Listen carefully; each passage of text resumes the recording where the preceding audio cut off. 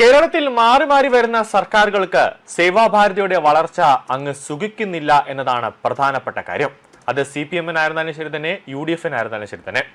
അതുകൊണ്ടാണ് കഴിഞ്ഞ മാസം Alappuzha MLA G. Sudhakaran Vandanam medical കോളേജിൽ സേവാഭാരതി നടത്തിവരുന്ന പൊതിച്ചോറ് വിതരണം എങ്ങനെയും തടയണമെന്ന് പറഞ്ഞുകൊണ്ട് KC വേണുഗോപാലിനെയും വിളിച്ചുകൊണ്ട് മെഡിക്കൽ കോളേജ് സൂപ്രണ്ടിനെ കണ്ട് ചർച്ച നടത്തിയത്.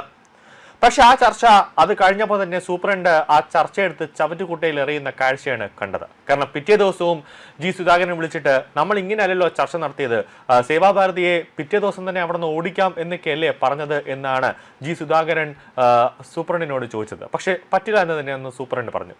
ലക്ഷ്യം ഒന്നേ ഉള്ളൂ, SDP-യുടെ ഒരു ചട്ടുകമായി ഈ ഇവിടുത്തെ UDF മാറി എന്നുള്ളതാണ് ഏറ്റവും പ്രധാനപ്പെട്ട കാര്യം. കേരളത്തിൽ UDF-ന്റെ വോട്ട് ബാങ്കിൽ SDP-യുടെ വോട്ടുകളാണ് വരുന്നത്. അങ്ങനെയാണ് അവർ ഓരോ മണ്ഡലങ്ങളിലും വിജയിക്കുന്നത് എന്നുള്ളതാണ് ഏറ്റവും പ്രധാനപ്പെട്ട കാര്യം.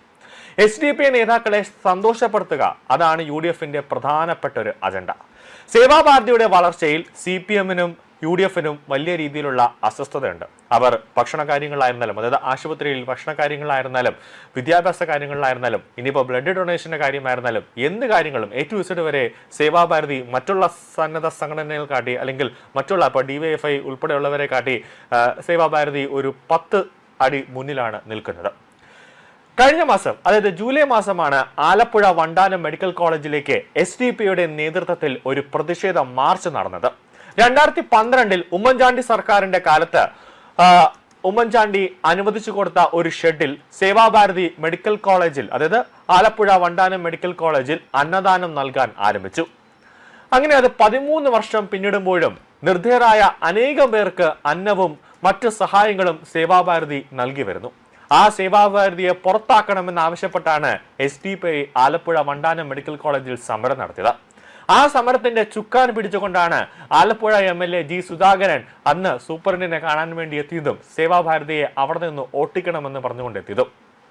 പക്ഷേ സൂപ്രണ്ട് പോയി പണി നോക്കാൻ പറഞ്ഞു. അങ്ങനെയാണ് G. സുധാകരൻ ഇപ്പോൾ K. മുരളീധരനെ കൂട്ടിപ്പിടിച്ചുകൊണ്ട് കേരളത്തിലെ എല്ലാ മെഡിക്കൽ കോളേജുകളിൽ നിന്നും, എല്ലാ ജനറൽ ഹോസ്പിറ്റലുകളിൽ നിന്നും ഈ സേവാഭാരതിയെ അവിടെ നിന്ന് കെട്ടിക്കുക എന്നുള്ള ഒരു നീക്കം നടത്താനായിട്ട് ഇവർ കച്ചകെട്ടി ഇറങ്ങിയത്.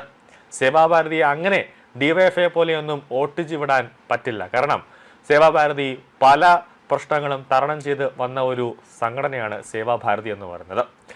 സംഘപരിവാറിന്റെ വർഗീയ അജണ്ട നടപ്പിലാക്കുന്നു എന്നാണ് SDP എന്ന ആ സംഘടന സേവാഭാരതിയിൽ കാണുന്ന ഒരു അപരാധം. സാധാരണക്കാരാണ് സർക്കാർ ആശുപത്രിയിൽ വന്നു കിടക്കുന്നത്. അവർക്ക് എപ്പോഴും താങ്ങും തണലുമായി എന്താവശ്യത്തിനും സേവാഭാരതിയെ വിളിച്ചു കഴിഞ്ഞാൽ അവർ ആംബുലൻസുമായിട്ട് വന്ന് രോഗികളെ അവർ സൗജന്യമായിട്ട് തന്നെ ആശുപത്രിയിലേക്ക് കൊണ്ടെത്തിക്കുന്ന ഒരു സംഘടനയാണ് സേവാഭാരതി എന്ന് പറയുന്നത്.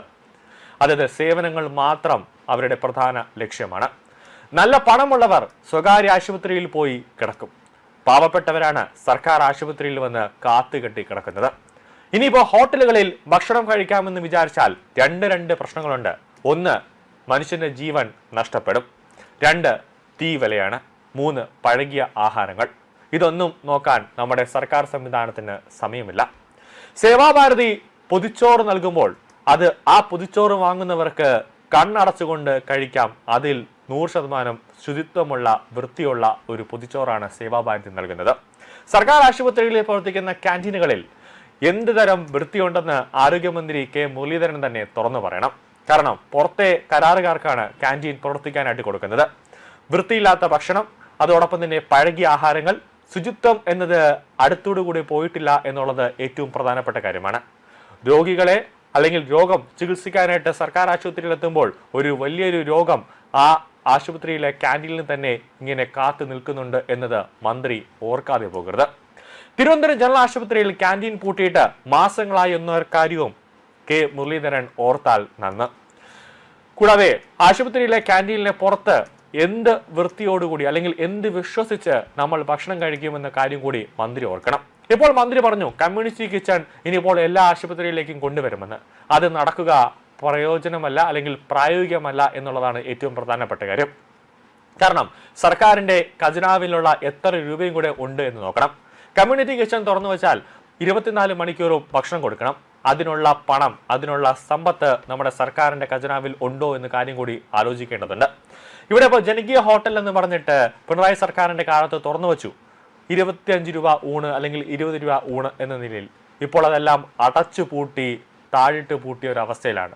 അപ്പോൾ കൊട്ടി ആഘോഷം കൊണ്ട് ഉദ്ഘാടനമൊക്കെ നടന്ന് ഗ്രാൻഡായി കമ്മ്യൂണിറ്റി കിച്ചൺ പോലെയുള്ള സംഭവങ്ങളൊക്കെ തുടരുമെങ്കിലും അത് പിന്നെ ഒരു 2-3 മാസം കഴിയുമ്പോൾ പിന്നെ അത് അടഞ്ഞു കിടക്കുന്ന ഒരു അവസ്ഥയിലേക്ക് വരും.